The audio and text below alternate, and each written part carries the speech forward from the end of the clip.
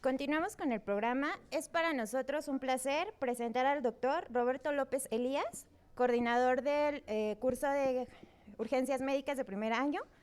Él es médico especialista en medicina de urgencias, egresado del Hospital General Balbuena de la Secretaría de Salud de la Ciudad de México.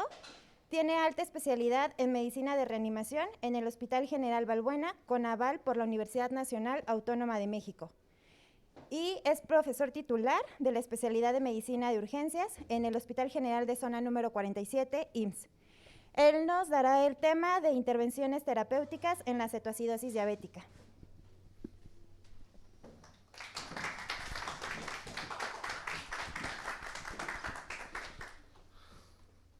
Muy buenos días a todos. Como ya mencionaron, mi nombre es Roberto López Elías y vamos a desarrollar el tema de intervenciones terapéuticas en la cetoacidosis diabética. Creo que esta es una de las patologías más apasionantes de las urgencias metabólicas, por lo que espero que sea de su agrado esta revisión que realicé. Vamos a iniciar primero con la justificación y de la importancia de lo que es la cetoacidosis diabética. Hay un estudio reportado por New England de la mortalidad general de la diabetes mellitus en la Ciudad de México.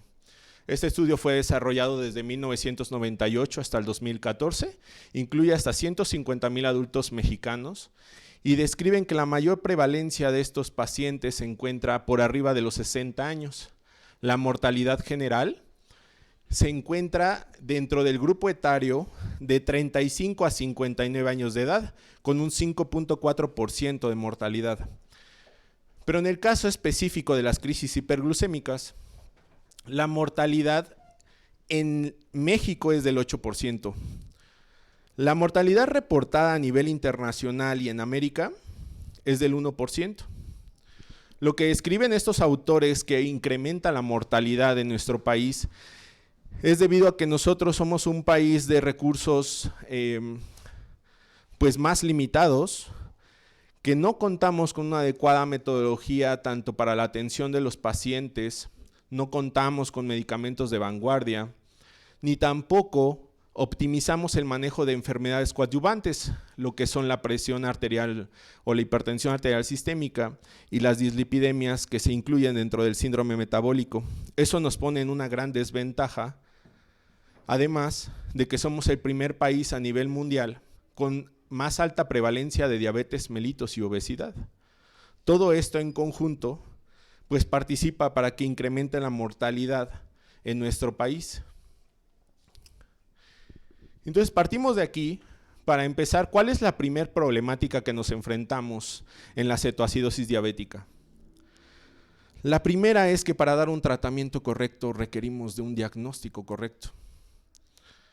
Y de ahí es donde nos preguntamos, o en este desarrollo e investigación que se ha hecho durante estos años para la cetoacidosis diabética, pues nos preguntamos si la definición operacional de acidosis metabólica, cuerpos cetónicos e hiperglucemia es la más acertada para nosotros dar el diagnóstico de cetoacidosis diabética.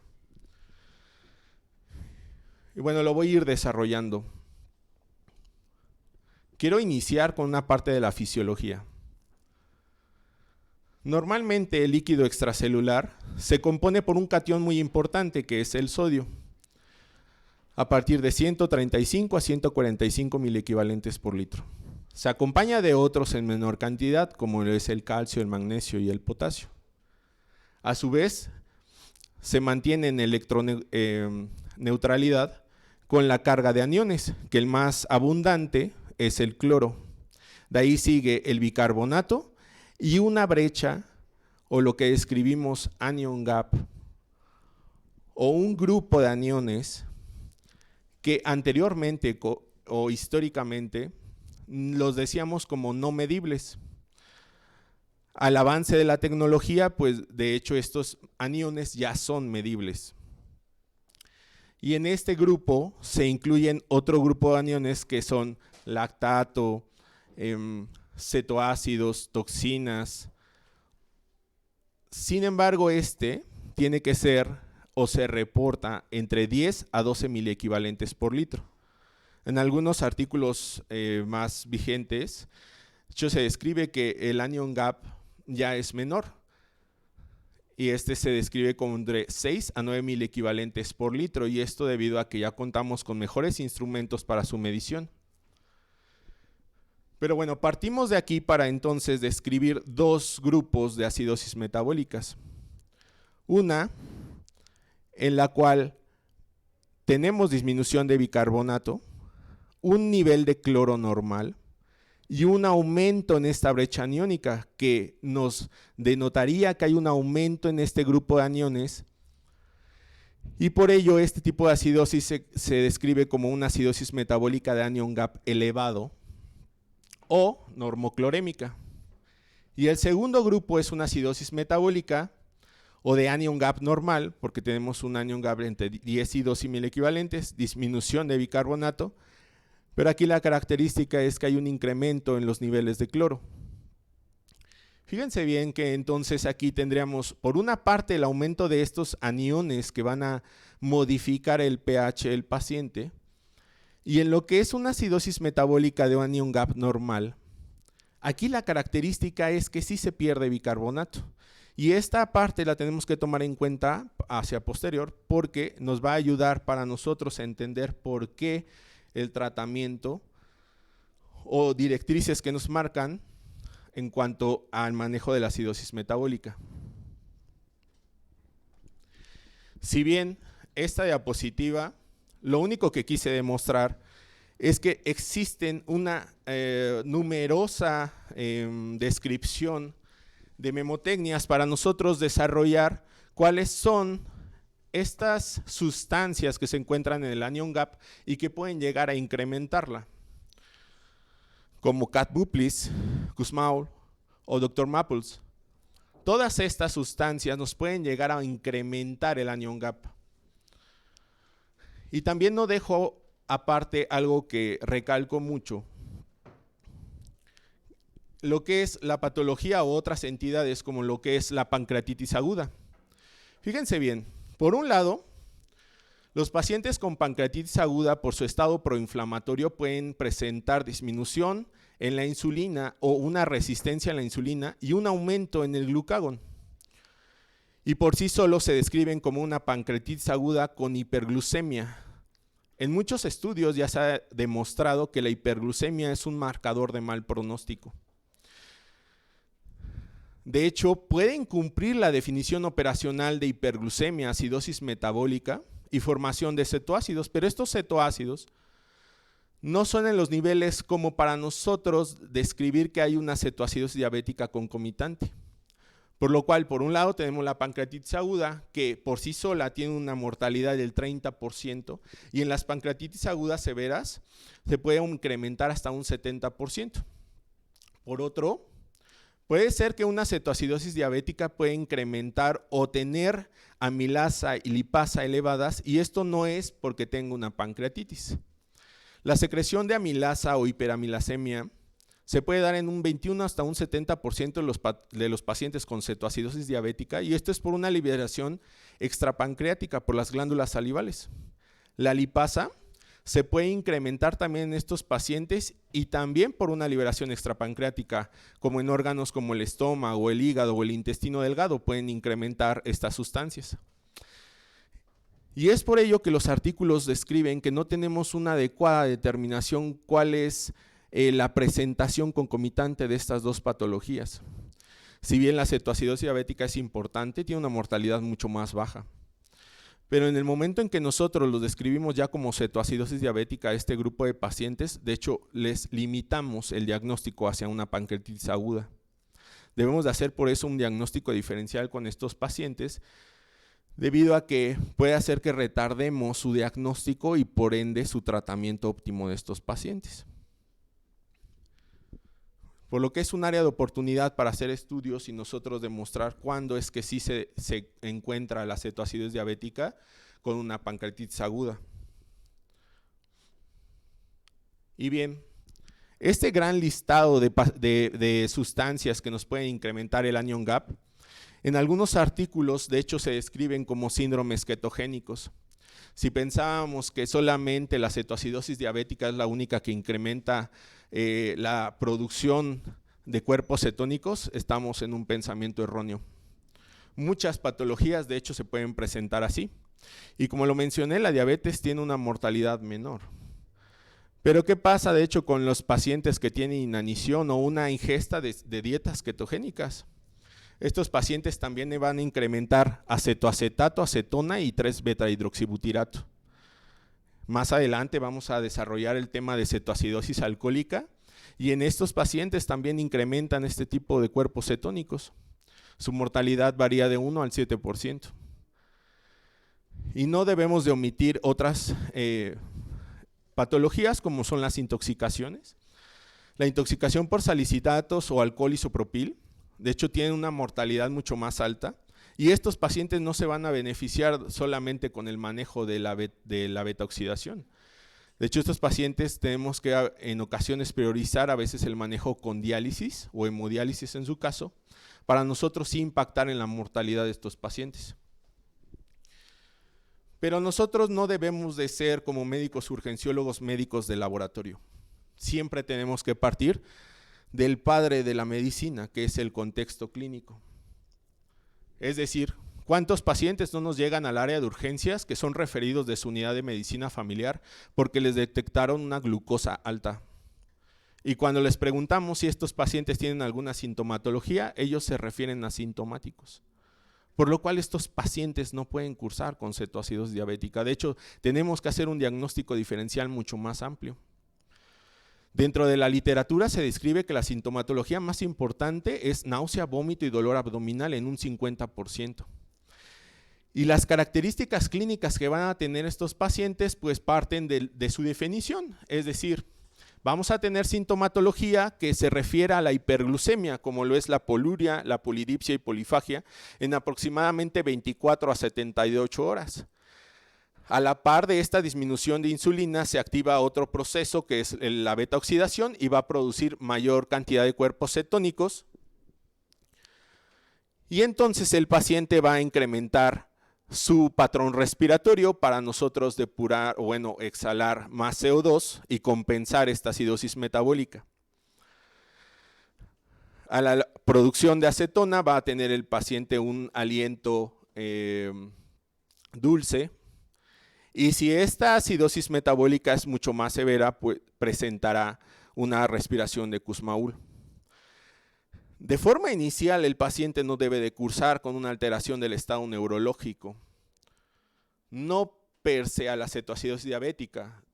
Lo importante es que la alteración del estado neurológico se va a ver afectada cuando el paciente tiene una acidosis metabólica importante, que nos pueda presentar una encefalopatía metabólica, o cuando los componentes homeostáticos se ven agotados, cuando ya el paciente cursa con una acidosis respiratoria concomitante, entonces el paciente va a tener una encefalopatía hipercápnica.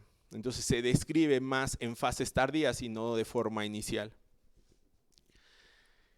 Y por ello entonces cuando nosotros tenemos esta parte o nosotros iniciamos bajo un contexto clínico es cómo vamos a solicitar los laboratorios bajo la determinación de que sea bajo un complemento diagnóstico y no que nos dé un diagnóstico.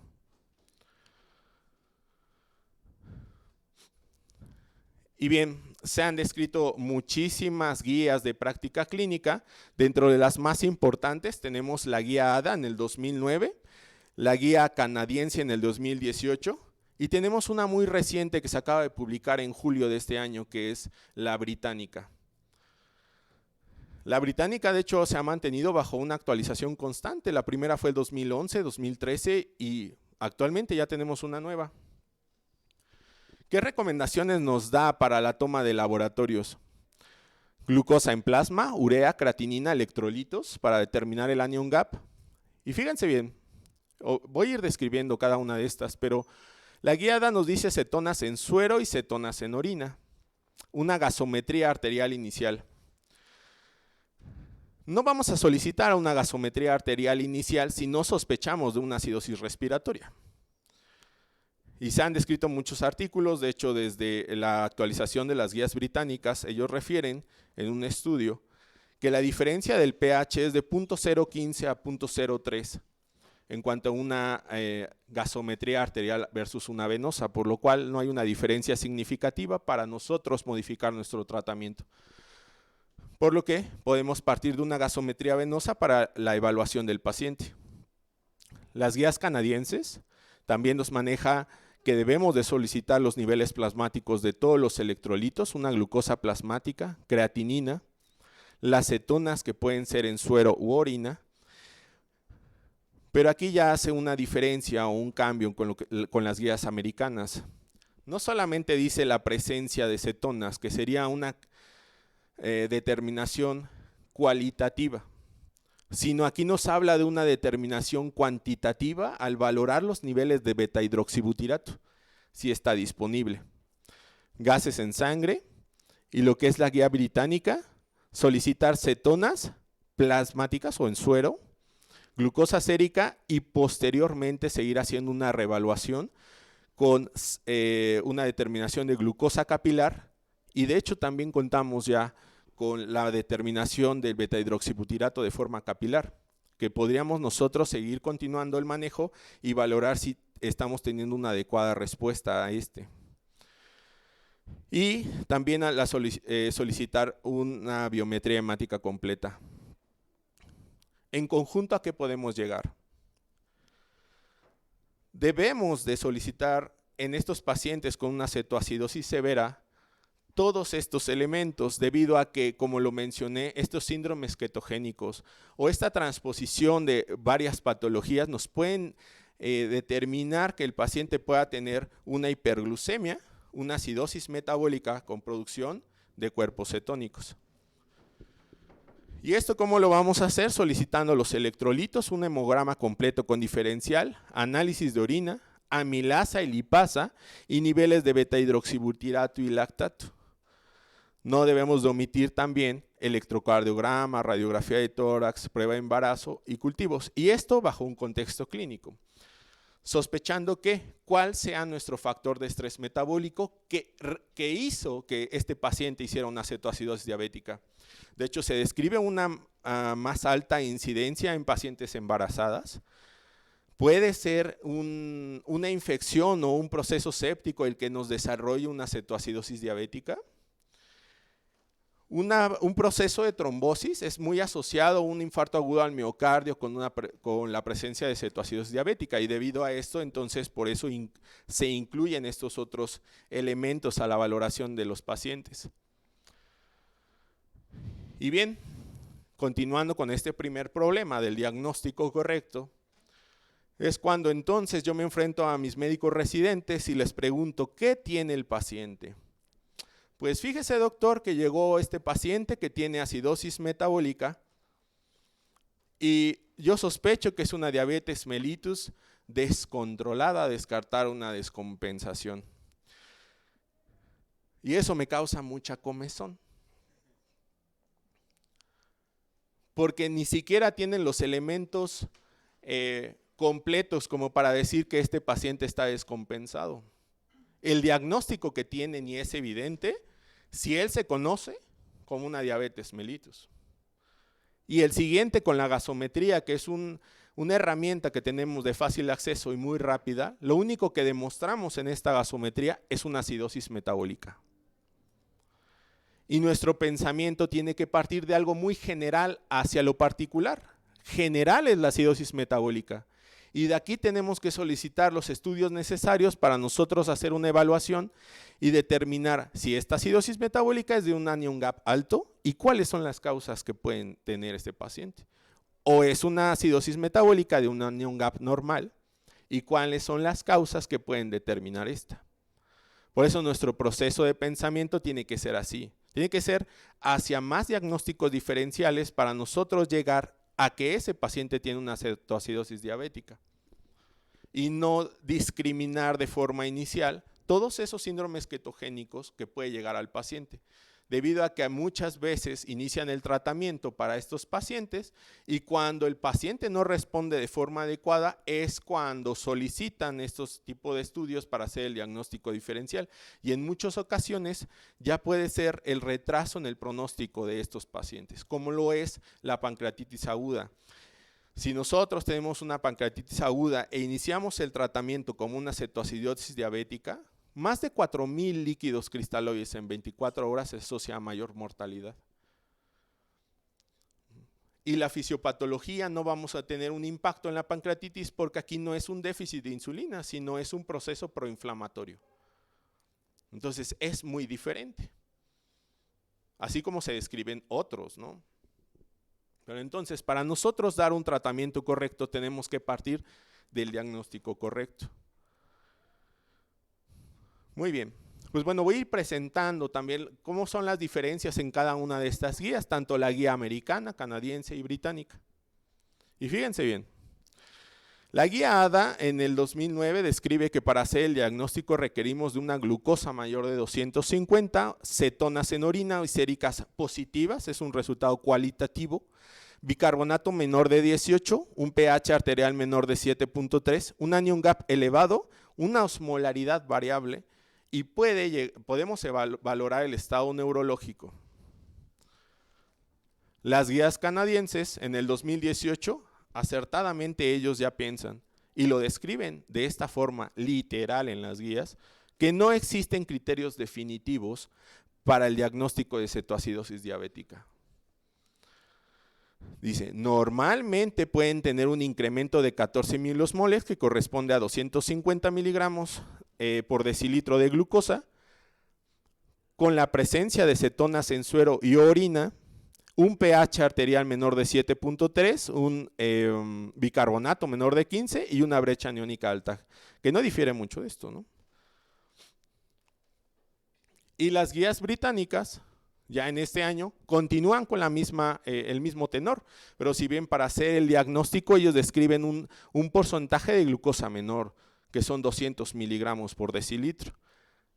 Y ellos no se quedan solamente con decir tiene cetonas, sino para ellos es importante también hacer la determinación de cuánto tiene de cetonas. Que tendría que tener, o se habla de cetonemia cuando es mayor de 3 milimoles por litro. Un bicarbonato mayor de 15 o un pH menor de 7.3.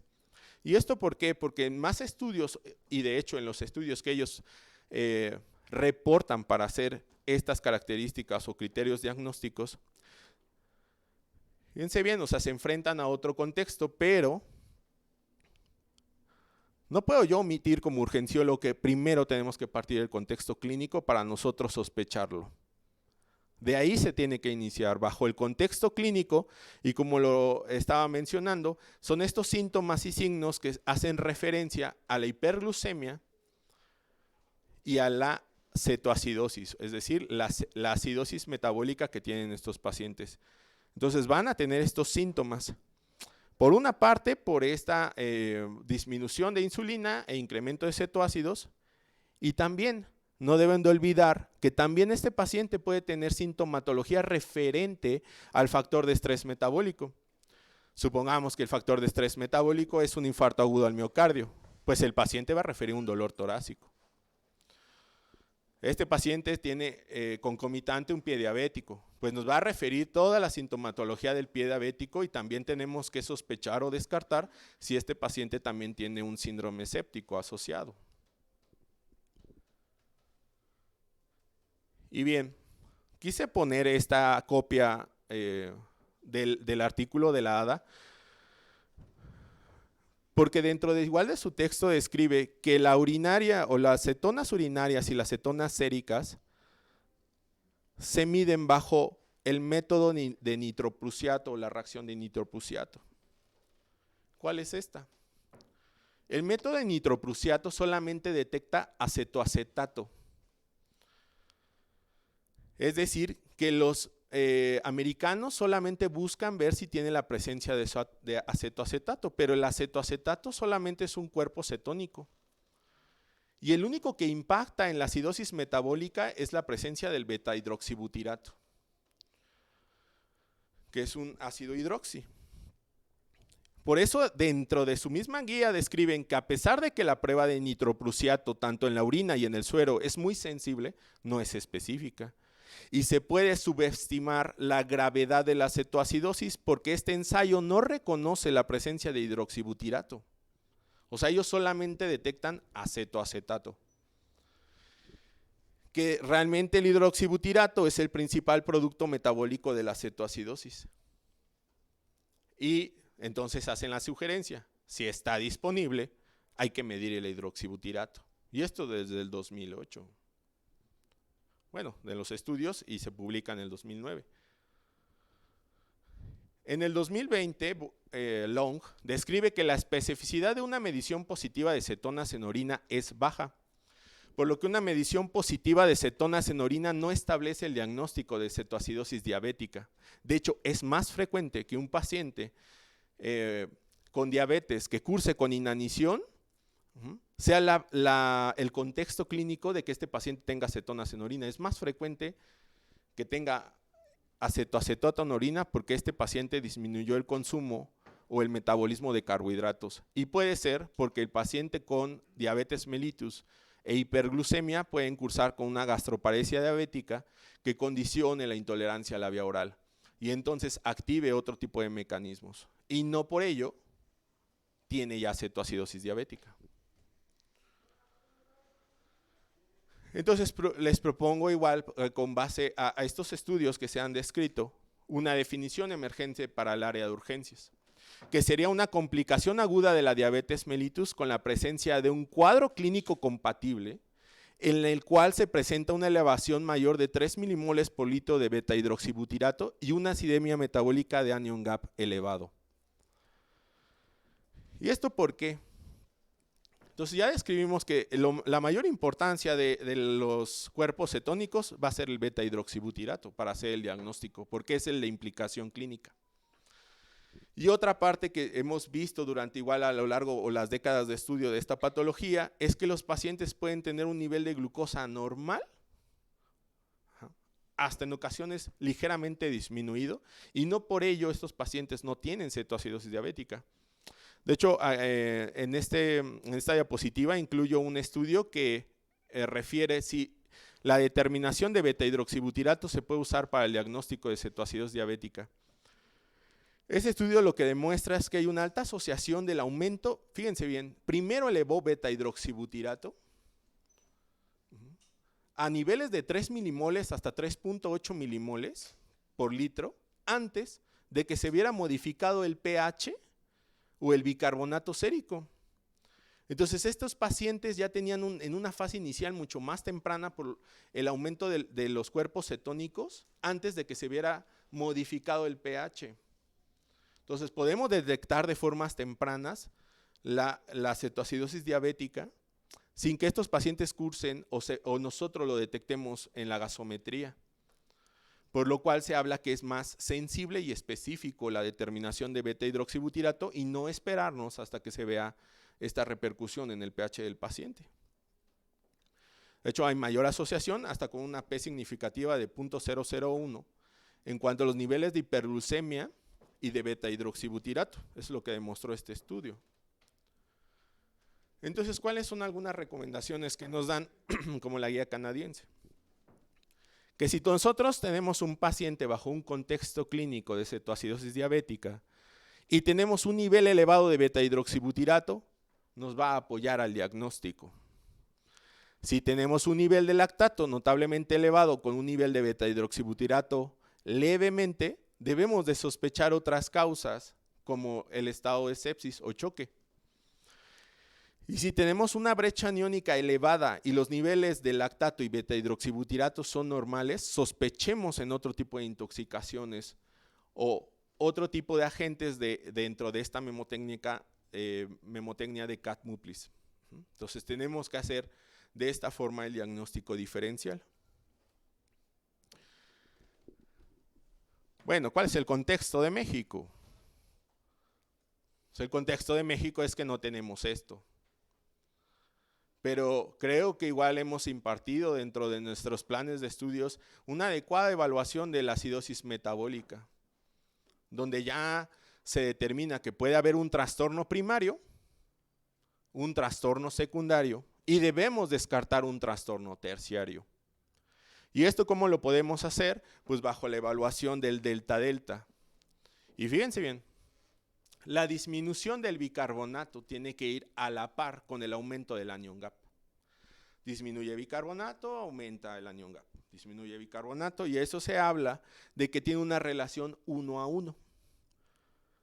Cuando hay una relación 1 a 1 bajo un contexto clínico de cetoacidosis diabética, pues nos habla de que sí tiene una adecuada correlación, debido a que a la cetoacidosis en una fase inicial van a cursar con una lesión renal aguda, por lo cual el cuerpo no puede excretar el acetoacetato, bueno, modificar el acetoacetato o excretarlo, y se va a ir acumulando a la par de que disminuye el bicarbonato. Es como vamos a ver nosotros el patrón ácido-base de forma inicial.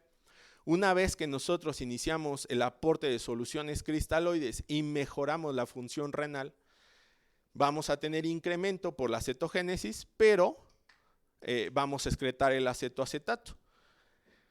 De hecho, vamos a excretar más acetoacetato, por lo cual aquí la diferencia es menor a 1.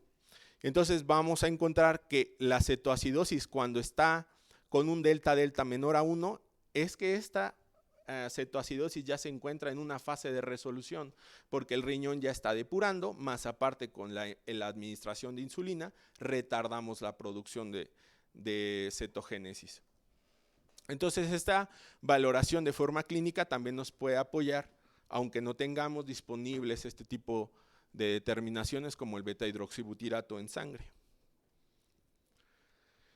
Bueno, voy a igual ocupar esta diapositiva para también remarcar que cuando el delta-delta de hecho es menor a 1, también nos asocia a una acidosis metabólica de anion gap normal, que si el anion gap está normal y ya no tenemos esta presencia de cuerpos cetónicos, generalmente se acompaña de hipercloremia, y entonces aquí ya tenemos otro contexto clínico, que va a ser una acidosis metabólica de anion gap normal o hiperclorémica. Y bajo este contexto sí estaría más justificado la administración de bicarbonato, pero solo hasta este punto. Ok, ¿qué podemos entonces integrar con estos artículos que se han dedicado a la medición de los cuerpos cetónicos o de beta-hidroxibutirato en el contexto de cetoacidosis diabética? Se describe que tiene el paciente una cetoacidosis diabética grave cuando tiene más de 6 milimoles por litro. Cuando tiene el incremento de más de 3 milimoles por litro, vamos a referir que ese paciente es compatible con el diagnóstico de cetoacidosis diabética. Pero niveles menores de 1 a 3, solamente podemos referir que el paciente tiene cetosis, que tiene un incremento. Bueno, en algunos artículos se describe como hipercetonemia o cetosis moderada. Y aquí puede ser que este paciente que no tiene tratamiento tiene un riesgo importante de progresión a cetoacidosis diabética, o en caso de que ya sea una cetoacidosis diabética y tenga manejo, este paciente ya va hacia vías de resolución y puede hacer que solamente requiera un ajuste de intervención. Cuando ya tenemos niveles de 0.6 a 1, aquí quiere decir que nuestra cetoacidosis diabética ya resolvió. O en su caso solamente tiene el paciente un tratamiento no adecuado para la diabetes mellitus. Los niveles normales se describen de 0 a 0.6 milimoles por litro. De hecho, normalmente nosotros llegamos a producir hasta 186 gramos de cuerpos cetónicos al día. Pero tenemos la capacidad tanto de la producción, que es la cetogénesis, como la eliminación, que sería la cetólisis. Es decir, tenemos un equilibrio en estos dos componentes para nosotros tanto producir como excretar estos cuerpos cetónicos y por ende no tener un impacto en el aumento a nivel sérico ni alteraciones a nivel del pH sanguíneo. Ok, las dos guías que describen severidad serían la guía ADA y la guía británica. Pero entonces aquí tendríamos un gran sesgo porque la guía ADA toma en cuenta como severidad el pH y los niveles de bicarbonato. Y como lo mencioné, es más sensible y específico y se incrementan esta cantidad de beta-hidroxibutirato antes que se vea afectado el pH. Por lo cual, pues las guías británicas describen como severidad un aumento de 6 milimoles por litro. Entonces, aquí solamente hablamos de algo cualitativo y no algo cuantitativo. Y recordemos que la guía ADA solamente tiene una determinación por método de nitroprusiato y solamente detecta acetoacetato, por lo cual sí hay un gran sesgo para nosotros referir que este paciente tiene mayor acidosis o tiene mayor severidad bajo un contexto de una acetoacidosis diabética. Otros criterios que nos describe la guía británica es la disminución de bicarbonato menor de 5, un pH menor de 7, hipocalemia, una escala de coma de Glasgow menor de 12, saturación de oxígeno menor de 92, presión arterial sistólica menor de 90 o la presencia de una frecuencia cardíaca mayor de 100 o menor de 60. Ok, aquí estaríamos resolviendo esta pequeña parte que entonces para nosotros sería más ideal, si nosotros realmente queremos describir que el paciente tiene cetoacidosis, hay que medir el beta-hidroxibutirato. Pero como lo mencioné, el beta-hidroxibutirato puede incrementarse por otras patologías, por lo que para nosotros aumentar el valor predictivo positivo, requerimos del contexto clínico más el beta-hidroxibutirato para nosotros decir, ese paciente tiene una cetoacidosis diabética. ¿Cuáles son las recomendaciones generales que llegan a consenso todas las guías de cetoacidosis? Una es medir el bicarbonato y pH venoso en lugar de arterial. Parámetros séricos de cetonas en el abordaje y reevaluación del paciente. Uso de cristaloides en lugar de coloides. Y las 3 guías recomiendan el uso de solución cloruro de sodio para la reanimación de estos pacientes. Continuar con insulina de acción prolongada una vez que llegamos a criterios de resolución. La administración de insulina debe ser por bomba de infusión continua calculada al peso corporal. No usar bolo de insulina y no se recomienda el uso de bicarbonato para el manejo de cetoacidosis diabética. Asimismo, debemos de mantener un potasio sérico entre 3.5 y 5.5 con un aporte de 40 milequivalentes de KCl por litro. Okay. ¿Cuál es la segunda problemática que nos enfrentamos ante el manejo de la cetoacidosis diabética? Es la reanimación hídrica. Que las metas de esta sería restauración del volumen circulatorio, eliminación de cetonas y corrección del desequilibrio hidroelectrolítico. Esas son las metas que nosotros tenemos que tener en mente para iniciar la reanimación. Y bien, ¿cuánto es lo que nos recomiendan las guías? La guía americana nos recomienda de 15 a 20 mililitros por kilo o en su caso de 1000 a 1500 en la primera hora. Esto no difiere mucho de las otras guías. La guía canadiense dice de 1 a 2 litros hasta corregir el estado de choque o la guía británica, si una presión arterial sistólica menor de 90, podemos administrar 2 bolos de 500, es decir, 1000. Entonces, esto no cambia. Y la guía ADA solamente nos refiere que debemos de administrar de 250 a 500 cc por hora. ¿Cuánto? No lo describe. O sea, podemos estar así 24 horas y el otro día yo llego y lo encuentro en edema agudo pulmonar. Es chiste, pero bueno, parece anécdota. Tampoco describe a qué se refiere como hipovolemia severa. Y la guía canadiense, si ustedes observan bien, es lo mismo que la guía británica, porque aquí dice 500 cc para 4 horas y luego 250 para 4 horas. 2 y 2 son 4, 500 cc por hora. Y luego otras 4 horas a 250 cc por hora, pero aquí se quedaría la guía canadiense. Es decir, no cambia. Lo único que sí difieren aquí es que el tipo de solución, donde la guía canadiense ellos refieren que tiene que ser una solución cloruro de sodio al 0.9%. Y fíjense, hay una característica muy particular que escribe en la guía británica porque los británicos ya tienen una solución prefabricada de cloruro de sodio al 0.9% más 40 milequivalentes de KCl, que cumple una regla de calidad que a ellos les da mucha importancia y por eso ellos describen que la solución que tienen que utilizar es esta. Y algo que le doy a favor de la guiada es que nosotros tenemos que medir o calcular el sodio corregido, normal o elevado, y modificarla. La solución al 0.9% a 0.45. ¿Y esto por qué? Porque estaríamos aportando menor cantidad de cloro. Si nosotros aportamos una solución a 0.45, estaríamos aportando 77 miliequivalentes de cloro. Y es mucho menor también, o todavía es mucho menor que una solución Harman que aportamos 108 miliequivalentes. Ok. Esta diapositiva la incluyo en muchas de mis presentaciones cuando hablo de reanimación hídrica. Y pareciera que nos enfrentamos a esto. Cuando nos hacemos la pregunta de cómo debo de manejar los líquidos, solamente nos enfocamos a la punta del iceberg, ¿no? Y tomamos conductas que aprendemos por rebosamiento como, ¿qué tiene el paciente? ¿Es renal? No, 250 para 24 horas. O sea, como si el paciente fuera un riñón caminando. ¿Qué tiene el paciente? Insuficiencia cardíaca, 250 para 24 horas. Como si fuera un corazón caminando. O sea, lo que quiero describir es que no todo paciente, porque tenga enfermedad renal crónica, se le debe de aportar menos líquido. De hecho, las guías CADIGO son muy puntuales. Debemos de aportar más líquidos en los CADIGOs de 1 a 4, debido a que estos pacientes tienen una orina isostenúrica y requieren de mayor líquido para la excreción de azuados. ¿Cuándo entonces debemos de disminuirlo o cómo debemos de modificar esta conducta? Tenemos que tomar en cuenta 3 cosas. Una, ¿cuál es el efecto directo de la sobrecarga de líquidos en la función vascular?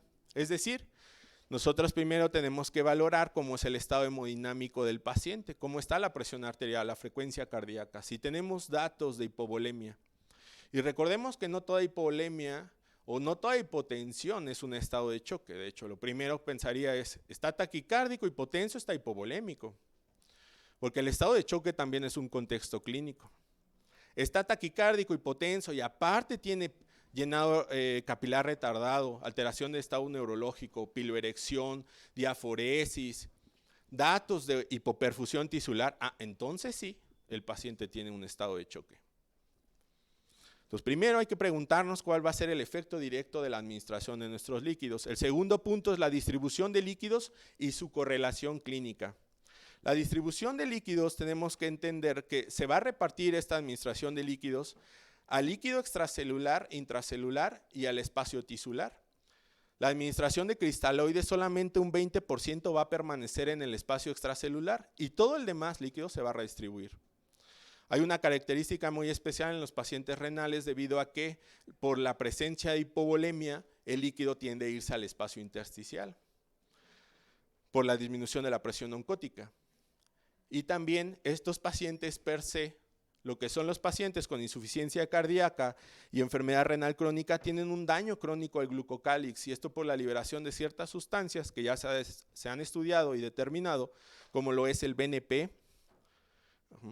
que causan daño al endotelio y esto un daño directo al glucocálix. Entonces, estos pacientes y la acidosis metabólica ya tienen este daño y por ende la administración de líquidos va a tender a irse al espacio intersticial o presentar una fuga capilar. Y el tercer punto es, nosotros como clínicos, ¿cómo podemos determinar cuál es el umbral crítico de líquidos que conduce a resultados cardiovasculares adversos? Porque este es el mayor miedo que tenemos nosotros al reanimar los pacientes, no llevarlos a un edema agudo pulmonar, no llevarlos a esta característica de alteración cardiovascular adversa. Entonces, ¿qué condiciones tenemos que tomar en cuenta? Cuando el paciente es renal, lo mencioné, no hay que disminuir la cantidad de líquidos. Primero hay que valorar si el paciente tiene uresis o no. Y entonces igual ahí mi residente dice, es que desde ayer ya no orina, doctor, por eso le dejé 250 para 24 horas. Oye, ayer no orina, pero antier orinaba, ¿sí? Entonces, apórtale líquido, porque lo que tenemos es una lesión renal aguda bajo una base crónica. Pero si el paciente ya tiene un tratamiento sustitutivo de la función renal ya sea hemodiálisis o diálisis peritoneal y el paciente está anúrico, entonces sí restríngele líquidos y ya nos vamos a 800 en 24 horas. Pero lo que es la falla cardíaca, aquí de todas a todas sí hay que restringir líquidos. La falla cardíaca ya tenemos un resultado cardiovascular adverso, entonces en ellos tenemos que valorar tanto el volumen como la velocidad.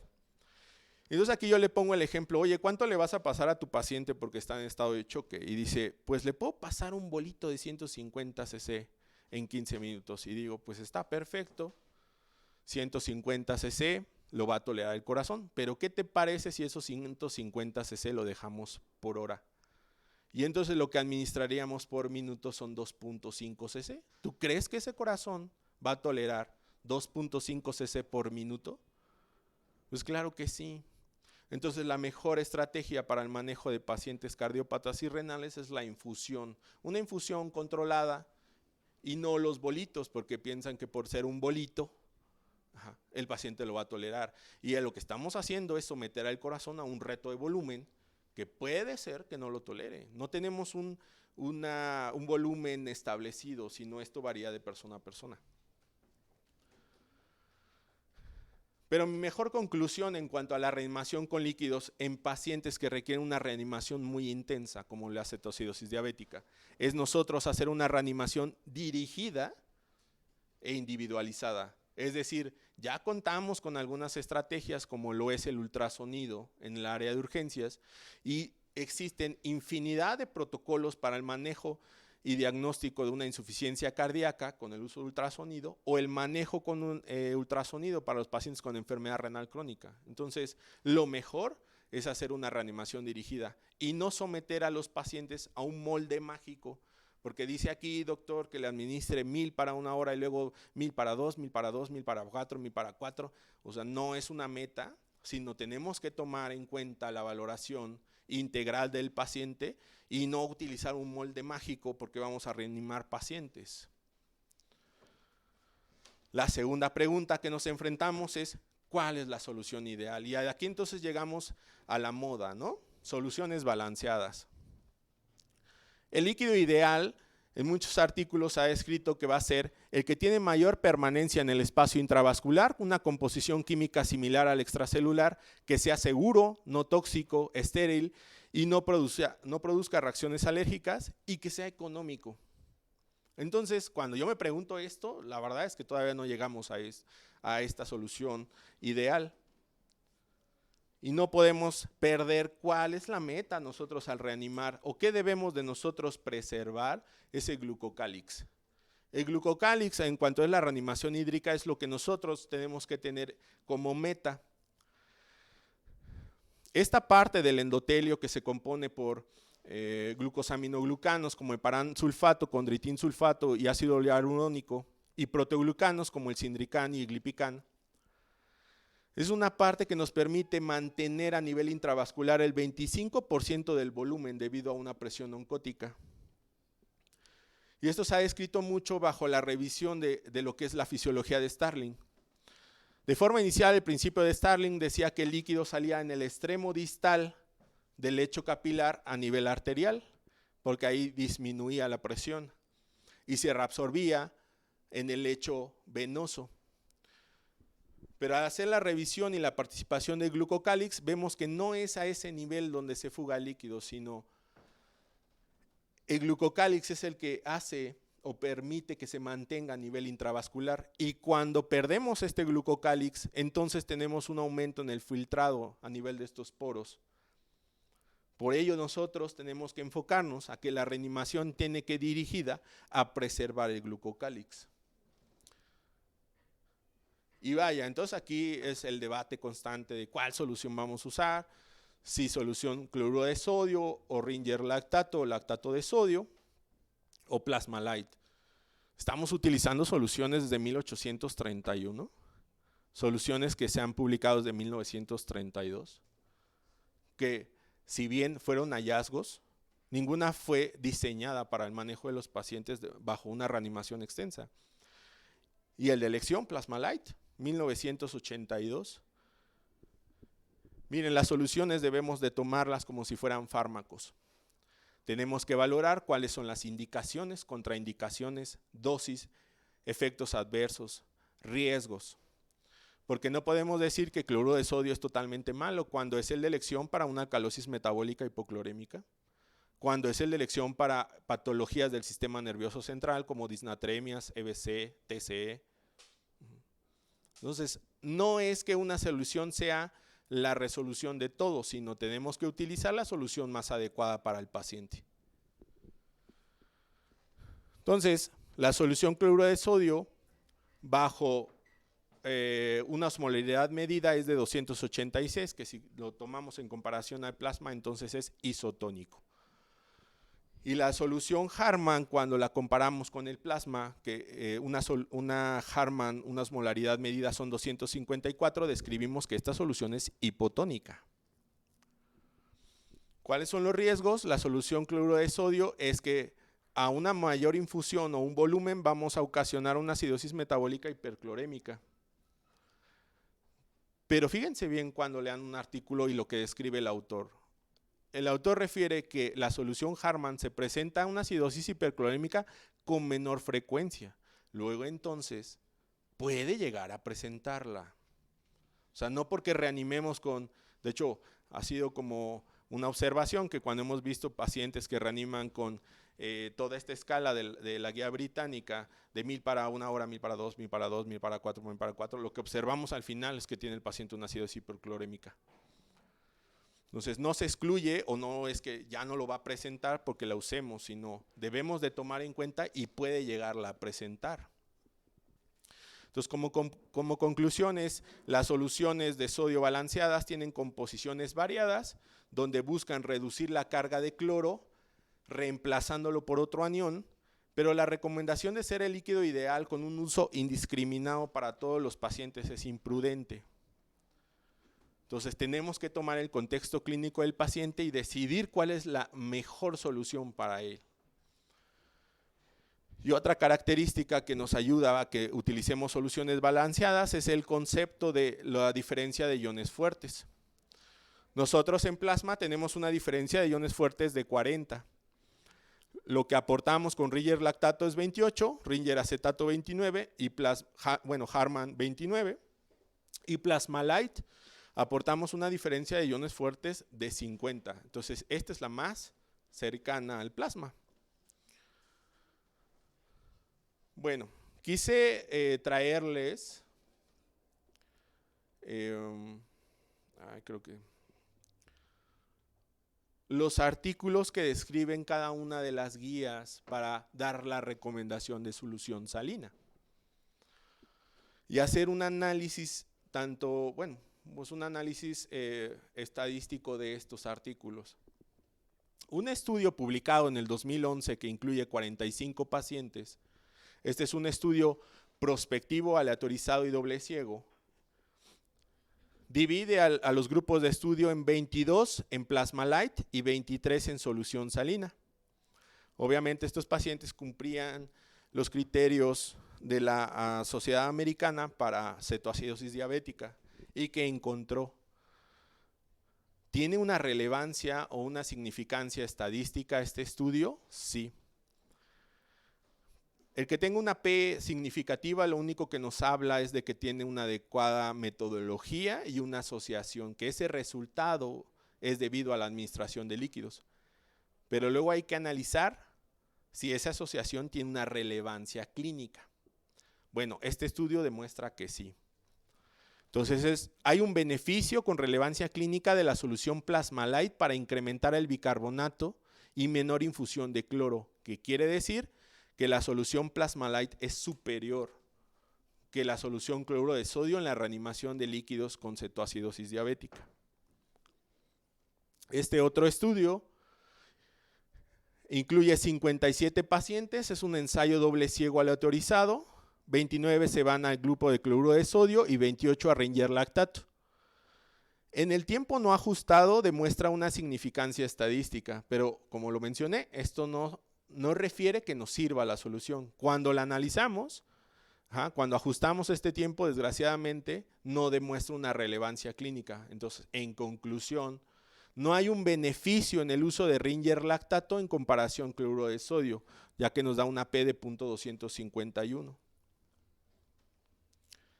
Este estudio es un estudio muy sonado, reciente de hecho, es del 2020, donde hace un análisis de subgrupos del estudio SALTED y el estudio SMART. Estos dos estudios son estudios muy grandes publicados en la revista de New England y los resultados son prometedores. El resultado es estadísticamente significativo y cuenta con una relevancia clínica a favor de las soluciones balanceadas, ya que el tiempo para alcanzar la resolución y la interrupción de la infusión de insulina son más cortos con el uso de soluciones balanceadas. Pero luego cuando hacemos el análisis del tipo de estudio, es un análisis secundario, es decir, este estudio no fue dirigido a buscar eso, es un análisis de subgrupos, es abierto, no es cegado, es de un solo centro. Y miren algo muy característico, cuando analizamos los resultados, ellos describen que algunos pacientes no cumplían con los criterios de resolución a la alta hospitalaria, es decir, no contaban, estos pacientes con cetoacidosis, no contaban con los estudios para demostrar que se resolvió la cetoacidosis, pero como lo dieron de alta, lo deducen y lo dan por hecho que se resolvió. Entonces, esto ya es un gran sesgo. Otra parte es que el uso de las soluciones fue un uso indiscriminado en cuanto a Plasma-Lyte o Harman. No sabemos si la mejoría que se demuestra en ese estudio es por Plasma-Lyte o es por Harman, porque se usaron una u otra solución. No contamos con los medios para hacer este análisis y entonces eso ya presenta un sesgo. Y este otro estudio, todavía mucho más reciente, este es de noviembre, no siquiera se incluyó dentro de la guía británica que salió en julio. Igual compara la solución Plasma-Lyte con la solución salina. Todavía este estudio está en fase 2, pero los pocos resultados que tenemos hasta el momento refieren que el Plasma-Lyte es superior a la solución salina. Y todavía tendríamos que confirmarlo en un gran estudio fase 3. Ok, pero ¿cuál sería la conclusión de esto? ¿Cuál sería la conclusión de las soluciones? Pues la solución es que debemos de hacer un análisis integral y tenemos que realizar una reanimación dirigida e individualizada. Si tenemos soluciones balanceadas, hay que usarlas. Pero si no las tenemos, pues tenemos que tener una vigilancia más estrecha para evitar nosotros ocasionar una acidosis hiperclorémica. ¿Cómo? Igual también ajustando este sodio corregido con el uso de solución cloruro de sodio. El tercer problema, y creo que es el de mayor importancia, es el tratamiento al sustrato fisiopatológico. ¿Cuál sería? El uso de insulina. Para la supresión de cetogénesis, reducción de la glucosa en sangre y la corrección de las alteraciones de los electrolitos. Brevemente, ¿cuál es el efecto de la insulina? Pues nos va a inhibir aquellas enzimas de mayor importancia en la cetogénesis, como es la hormona sensible a lipasa, la hidroximetilglutarico sintasa y el glucagón. Y estimula la acetil-CoA carboxilasa para que esta acetilcoenzima A se vaya hacia el ciclo de Krebs. Y bueno, esto en parte por la cetogénesis, pero también es importante que una vez producidas estos cuerpos cetónicos sean metabolizados y las enzimas que reducen los niveles de beta-hidroxibutirato es la 3-cetoácido transferasa o SCOT y la metilacetoacetilcoenzima tiolasa o MAT, que estas nos ayudarían para que tanto se reduzca la producción como se metabolice aquellos cuerpos cetónicos que ya tenemos. Pero bien, quise incluir esta parte, esta diapositiva, y es algo que hemos dejado mucho de lado y que no se incluye en la mayoría de los artículos de la fisiopatología de la cetoacidosis diabética. De hecho, el mismo artículo describe si el glucagón solamente es un observador o realmente participa en la fisiopatología de la cetoacidosis diabética. Si nosotros leemos un libro de fisiología, describe que cuando disminuye la glucosa hay un efecto en las células beta y en las células alfa. Si disminuye la glucosa, disminuye la insulina. y aumenta el glucagón para aumentar los niveles de glucosa. Esto es muy lógico, ¿no? Si aumenta la glucosa, el efecto en la célula beta va a ser aumentar la insulina y disminuir el glucagón. Entonces, ¿por qué en las crisis hiperglucémicas tenemos hiperglucagonemia? ¿Por qué el aumento de la glucosa en la crisis hiperglucémica tiene aumento de glucagón? ¿Por qué en la presencia de hipoglucemia tiene niveles bajos de glucagón? Si se supone que la glucosa al disminuir la va a aumentar. Entonces lo que han demostrado estos estudios es que la glucosa no tiene una inferencia en la célula alfa, sino hay una relación muy estrecha o local, un estímulo parácrino entre la célula beta y al alfa. Entonces, cuando nosotros tenemos un paciente con hipoglucemia, niveles bajos de glucosa, como la célula beta no funciona, no lo detecta, no disminuye la insulina y por ende no aumenta el glucagón. Cuando aumenta la glucosa y la célula beta no puede producir mayor insulina, ya que la insulina es la única que va a disminuir los niveles de glucagón, entonces no vemos este efecto. Y esto es tan importante porque estos estudios demostraron que la administración de insulina por vía parenteral no inhibe el glucagón. Se requieren a veces hasta niveles 50 veces mayores del basal de la insulina para inhibir el glucagón. Y una propuesta que se obtuvo es el uso de leptina para inhibir.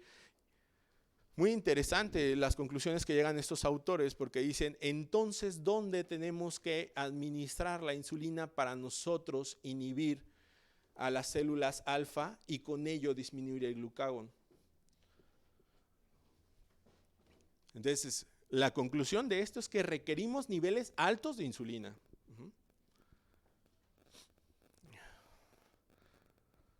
Ok, entonces, ¿cuáles son las recomendaciones que nos da la guía ADAP para la administración de la insulina? Y aquí hay que analizarlo muy bien, porque las recomendaciones nos da dos esquemas. Un esquema es la administración de insulina regular a 0.1 unidades por kilo, pero dice regular. Cuando lo ideal en las guías actuales es rápida. Entonces la administración, primer esquema es 0.1 unidades por kilo IV en bolo, seguido de una administración en infusión de 0.1 unidades por kilo. Y el segundo esquema describe que si no vamos a administrar bolo, administremos a 0.14 unidades por kilo. Eso es lo que describe, pero de insulina regular. Y bien, el único estudio que tenemos para describir este tipo de recomendaciones es un estudio realizado en 37 pacientes en el 2008, que es un protocolo prospectivo aleatorizado. ¿Cuáles eran los grupos que describía este estudio? Un grupo con 12 pacientes en el cual se administraba un bolo de 0.07 y luego se infundía 0.07 unidades por kilo. El segundo grupo no se administraba bolo y solamente se administraba 0.07 unidades por kilo. Y el tercer grupo es sin bolo a 0.14 unidades por kilo. Y miren bien la imagen. En el grupo en el que se administraba un bolo alcanzaba altas concentraciones, pero se mantenía o se estabiliza en menos de 100 microgramos de unidades de insulina, menor a 100.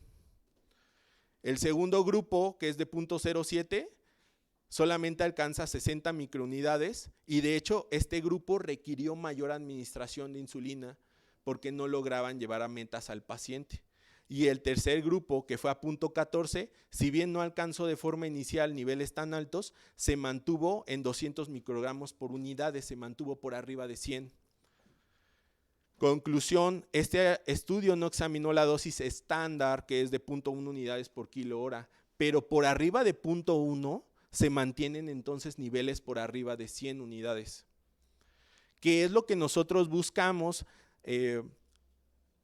ocasionar en los pacientes. La insulina basal es de 5 a 25 y en casos donde hay resistencia o un estrés metabólico requerimos más de 100 unidades por mililitro.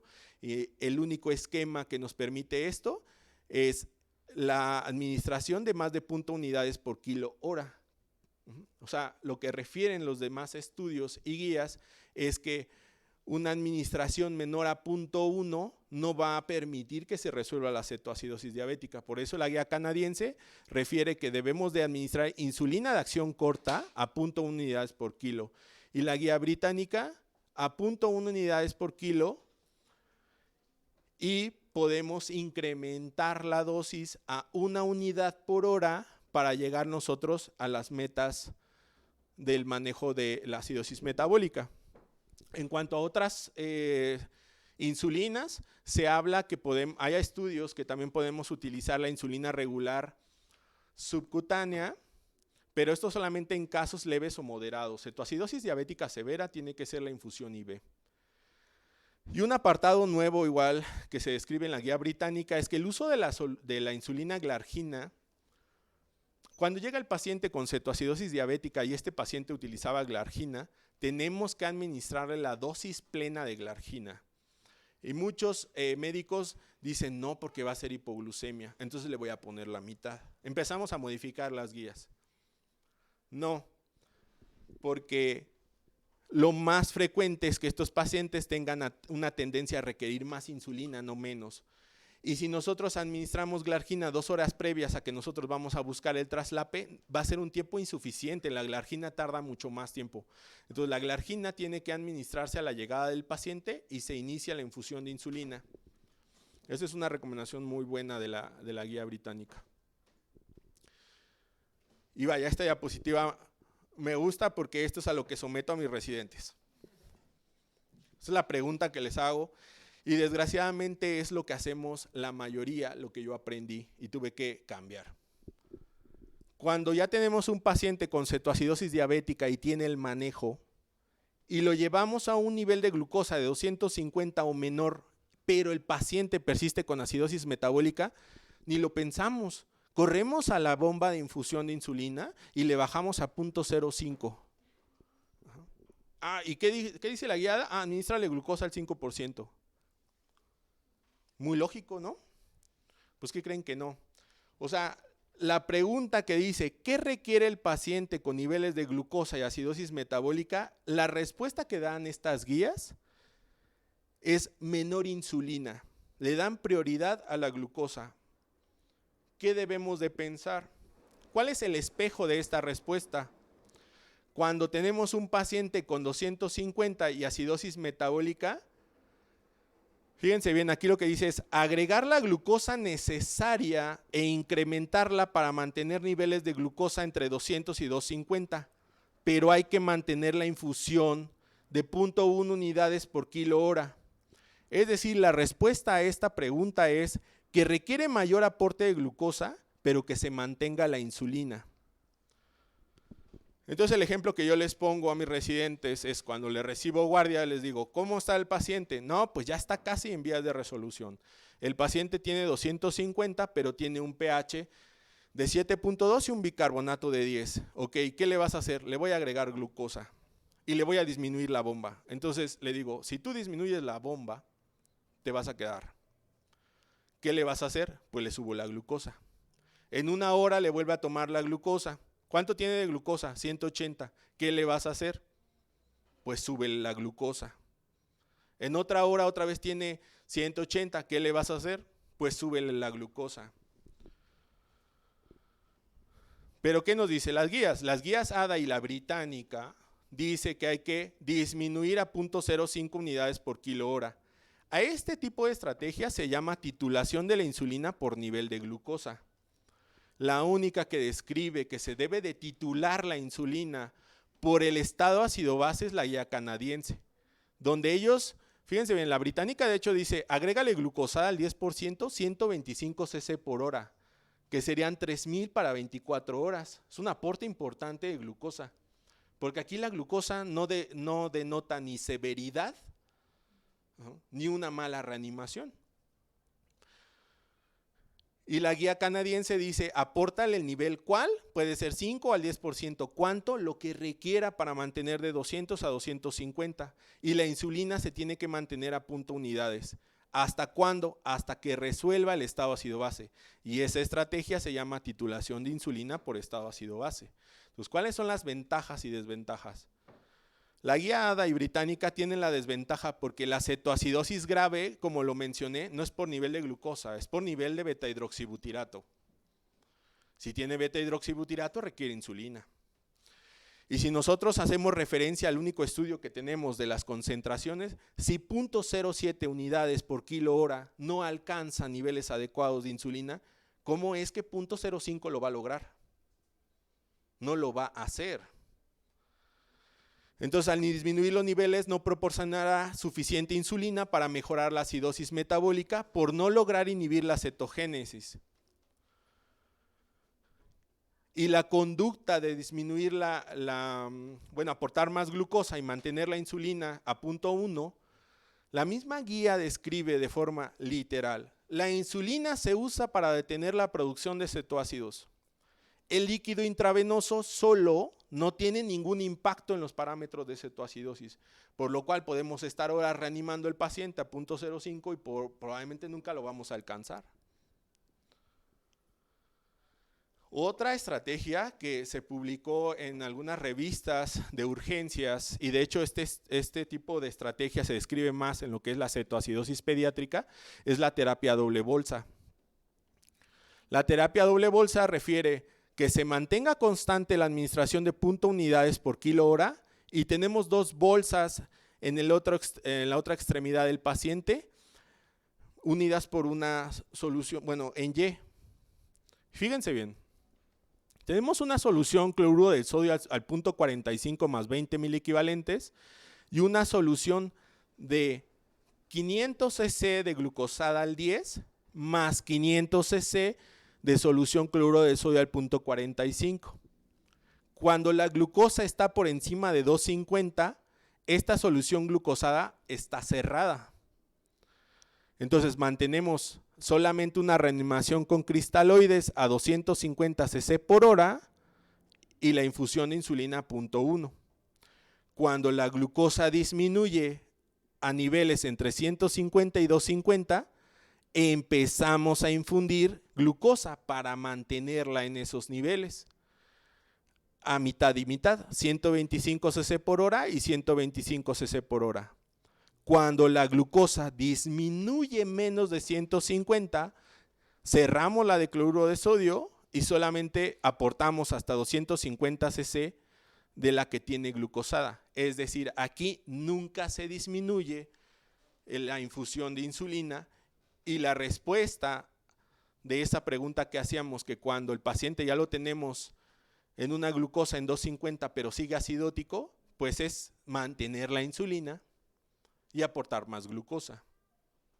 Que es algo que créanme que es muy difícil que cambie o no lo he podido ver en las áreas de urgencias. Los objetivos metabólicos que refieren estas guías es que la reducción de la concentración de cetona sea de 0.5 milimoles por litro hora, aumentar el bicarbonato en 3 milimoles por hora y mantener un potasio entre 4 y 5.5. Y la glucosa no debe de disminuir más de 3 milimoles, que corresponde a 50 miligramos hora. Ajá. Y estas son algunas recomendaciones que les doy cuando la brecha aniónica no se cierra. Nosotros tenemos que seguir valorando el anion gap con la administración de insulina. Ajá. Cuando vemos que este anion gap no disminuye, tenemos que pensar que tal vez requiera más líquidos. ¿Cómo lo vamos a evaluar? Con ecografía. Considerar aumentar la velocidad de infusión, que el paciente requiera más insulina. Reevaluar buscando enfermedades concomitantes, hay que hacer diagnósticos diferenciales porque puede ser que los pacientes con enfermedad renal crónica tienen la presencia del ácido fosfórico y el ácido sulfúrico y esos son los que elevan el anion gap, por lo cual en los pacientes renales el anion gap nunca se va a normalizar. Hay que considerar controlar los niveles de beta-hidroxibutirato y lactato en búsqueda de que el paciente no esté en un estado séptico o que nosotros logremos disminuir este beta-hidroxibutirato, que eso es lo que va a tener impacto en la cetoacidosis.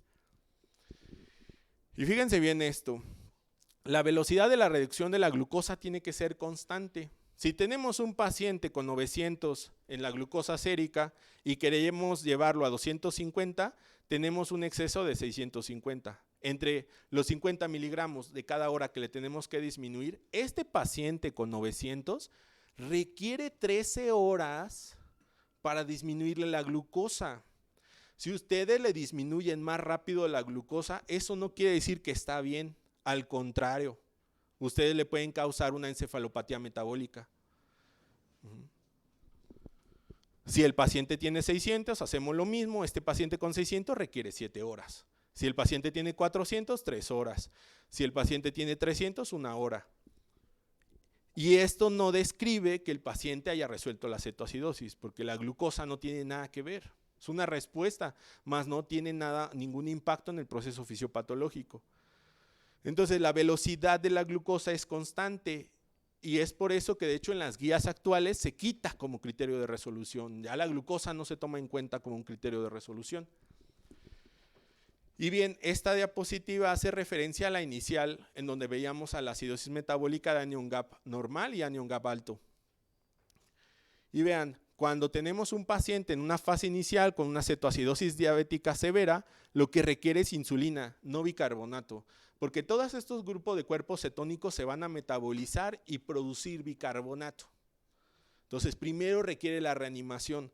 Cuando ya lo llevamos a un delta-delta menor a 1 y que sospechamos que este paciente tiene una acidosis metabólica de anion gap normal o hiperclorémica, aquí está indicado que se administre el bicarbonato para terminar de cerrar la brecha aniónica, porque aquí lo más probable es que el paciente tenga una pérdida de bicarbonato.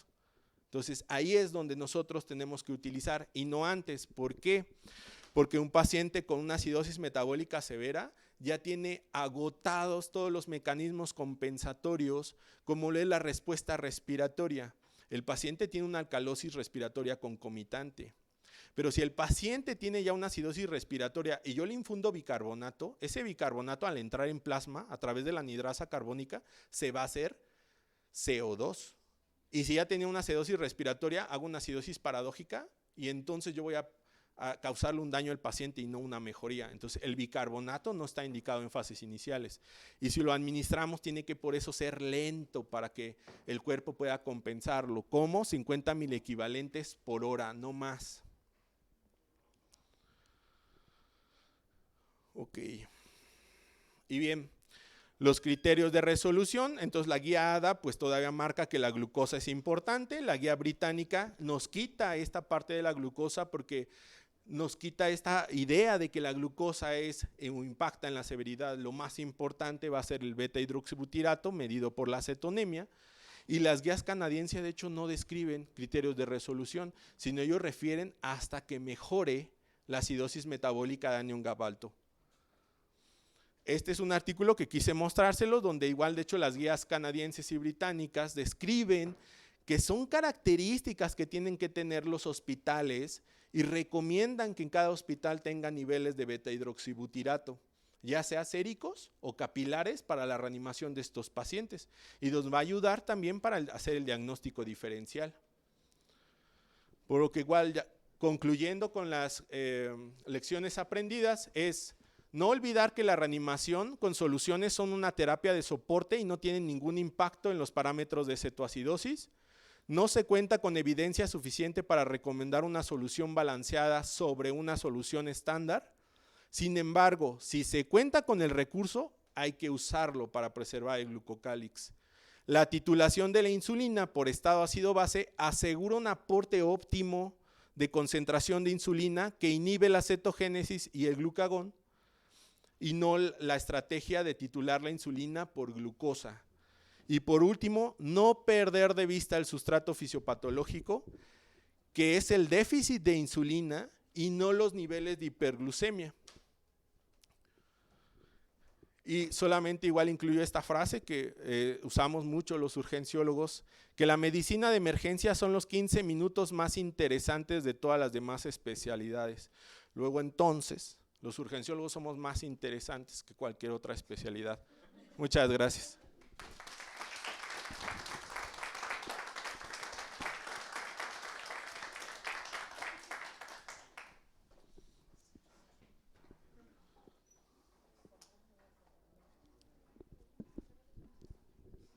Si haya preguntas. No sé si tengan alguna pregunta. La verdad es que quise irlo desarrollando poco a poco y dar los fundamentos, porque estos son conceptos que están muy arraigados y cuesta mucho trabajo quitarlos. Pero espero igual les haya sido de su agrado y que no haya quedado alguna duda. No sé si hay alguna pregunta de… Bueno, muchísimas gracias por la gran ponencia que que nos dio. Quisiera preguntar sobre todo el manejo de los líquidos. En la cetoacidosis, como usted lo mencionó, aún sigue siendo algo complejo el manejo de líquido, ya que he visto que hasta 16 litros le han puesto en más de 24 horas a un paciente. Las guías, algunos marcan que, todos marcan que el primer litro debe ser inicial y posteriormente 500 o 250 hasta cada 4 horas. En este caso, cuando no remite la cetoacidosis, usted mencionaba que el paciente tuviera 900 de glucosa y hasta 13 horas teníamos que estabilizar la glucosa, pero aún así, después de ese tiempo, no se ha resuelto la cetosis o la cetonemia. ¿Qué se hace en un exceso de base amplio, en el cual algunos mencionan que todavía requiere líquidos? Ahí, ¿cómo es el manejo de líquidos? ¿Se sigue a través de la uresis kilohora que tiene el paciente o se sigue a través de las guías, que serían 250 cada 4 horas? Gracias.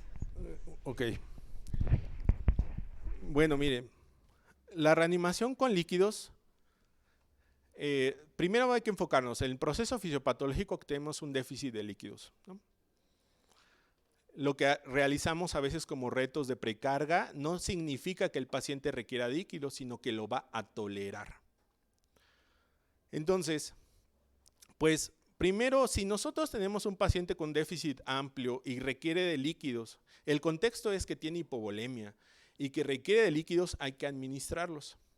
La verdad es que igual hay estudios en los cuales se refiere que una administración mayor de 250 mililitros por hora se asocia a lesión en la cápsula hepática, a la cápsula renal. De hecho, pues asocia a mayor lesión renal aguda. Entonces, tendría que considerarse si realmente vas a administrar más de esos 250 por horas. Y como lo referí en una diapositiva, los líquidos no tienen un impacto en la cetogénesis.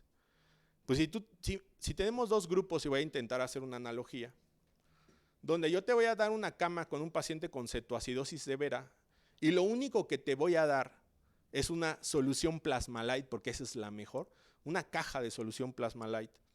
Y yo, mi paciente con cetoacidosis, le voy a dar una agüita de agua y lo voy a manejar a altas dosis con insulina. Pues ¿cuál se va a curar? Pues la insulina.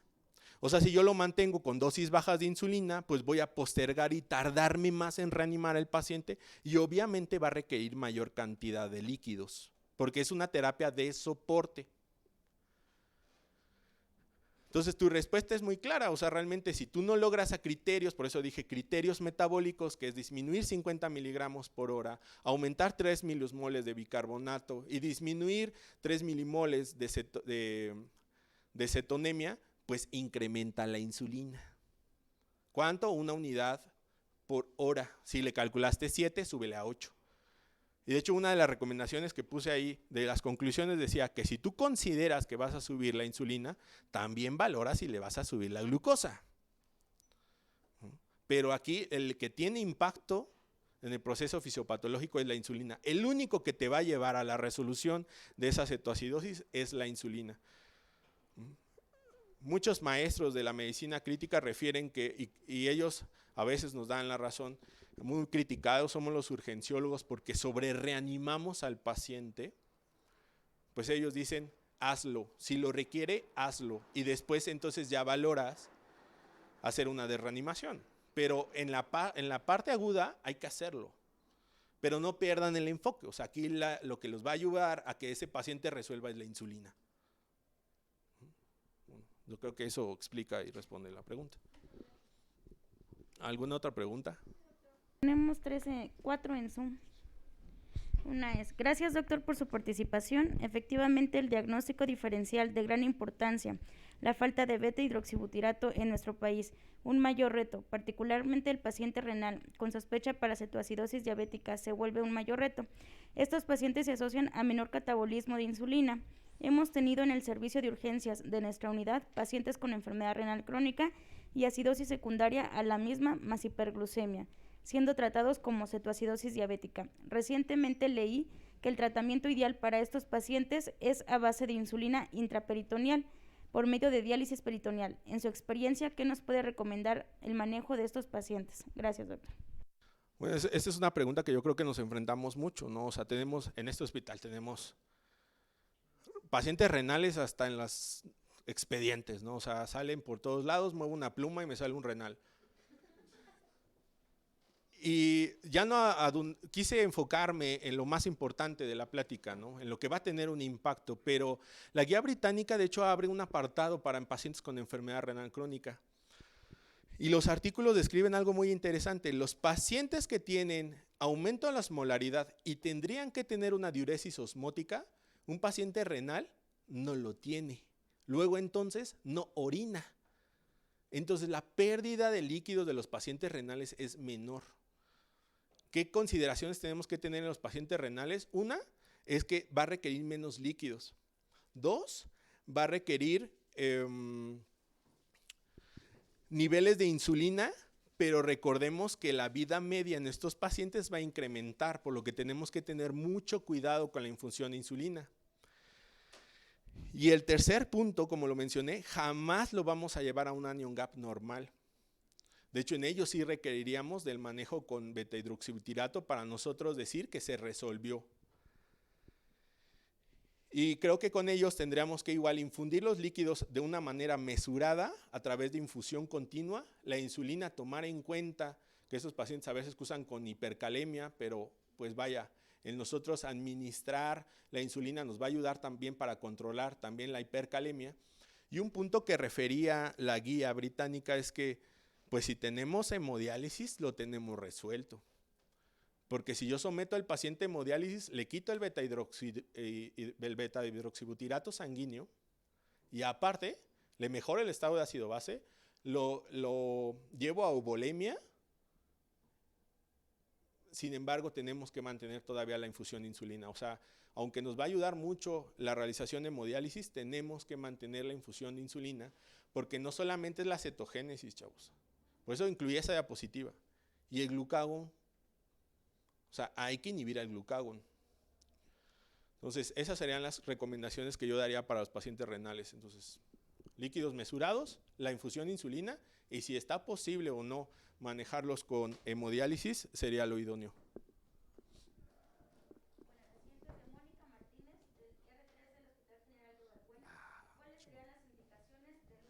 Bicarbonato. ¿Y este se pasa en bolo o se diluye? Miren, una revisión que hicimos de forma extensa en cuanto al uso del bicarbonato, es que desgraciadamente, de hecho, tenemos muy poca bibliografía para la administración de esta. La única indicación, de hecho, en la cual tiene un sustento bibliográfico es en parada cardíaca, ¿no? Y la otra es en hipercalemia. En esto sí ha demostrado un uso del bicarbonato. Y en otras condiciones, como la acidosis metabólica severa, existen muchísimas formas de administración. Desde que le calculas el déficit, le administras 1/3 y luego le administras los otros 2/3 en infusión. Pero tomando en cuenta a un grupo de farmacéuticos clínicos, ellos sí refieren mucho esto, que la infusión de bicarbonato tiene que ser lenta, no más de 50 milequivalentes por hora, porque si no van a ocasionar una acidosis respiratoria o una acidosis metabólica paradójica. Eso en cuanto a la velocidad. Y en cuanto a la indicación, lo dije muy claro. La acidosis metabólica de anion gap alto no está indicado el bicarbonato. ¿Cuándo está indicado el bicarbonato? Cuando tienes una acidosis metabólica hiperclorémica. Ahí está indicado el bicarbonato, que sería casi en la fase de resolución de la cetoacidosis. Buen día, doctor. Disculpen, pacientes con cardiopatía o renales, el cálculo de líquidos, ¿cuánto sería? Vaya, o sea, pienso que creo que no la vieron la clase porque, o sea, hice mucho énfasis en esto. O sea, un paciente no es renal, o sea, no es un riñón con patas que vaya caminando. O sea, un paciente renal, de hecho, per se tiene una acidosis metabólica y el paciente requiere líquidos, pero la velocidad de infusión es lo que tienen que tener mucho cuidado al reanimar a los pacientes con enfermedad renal crónica. No hay un cálculo, estaría padrísimo que fuéramos todos técnicos en urgencias y entonces, mira, renales 10 a 15 cc por kilo. No. Un paciente cardiópata es de 10 a 15 cc por kilo. No. Un paciente con cetoacidosis, o sea, no hay un molde específico, no hay algo que se tenga que hacer para renales o para cardiópatas, sino hay que hacer una vigilancia estrecha, una evaluación integral. Si el paciente requiere líquidos, hay que infundirlos de forma lenta, aunque sean volúmenes grandes, pero la velocidad importa mucho. Entonces no hay un molde específico ni una respuesta mágica para los pacientes renales y eso. O sea, hay que evaluar de forma integral. Y lo mencioné así, esto tendría, de hecho, sería oportunidad para otra plática. La reanimación con líquidos guiadas por ultrasonido, pues no es tan específico, la vena cava, las líneas B, etcétera, pero son herramientas que nosotros tenemos en el área de urgencias para nosotros monitorizar y guiar nuestra reanimación, que es lo que tendríamos a la mano. Pero sí, no hay algo específico para eso. Doctor, gracias por su ponencia. ¿Hay algún ajuste de líquidos o soluciones en pacientes geriátricos con cetoacidosis diabética? ¿Mejor soluciones balanceadas solamente? Pues igual, o sea, si tenemos soluciones balanceadas a la mano hay que usarlas, o sea, eso es lo que nos va a preservar el glucocálix, pero no hay tampoco un específico. De hecho, la tendencia es más a eso, a usar soluciones balanceadas, pero si no lo tenemos, no vamos a dejar un paciente cetoacidótico sin reanimar porque pues, no lo tenemos, ¿no? O sea, lo único que tenemos a la mano en segundo nivel es Harman. En México sí hay Plasmalite en tercer nivel o en hospitales privados, que sería lo idóneo, pero si no lo tenemos, pues hay que reanimar al paciente. Y solamente, como lo mencioné, hay que tener cuidado en cuanto a los efectos adversos. Estar previsto para cuando presente ese paciente esos efectos adversos y darle el tratamiento que requiera. Pero no, o sea, no hay algo establecido específico para los pacientes geriátricos. Bueno, pues muchas gracias.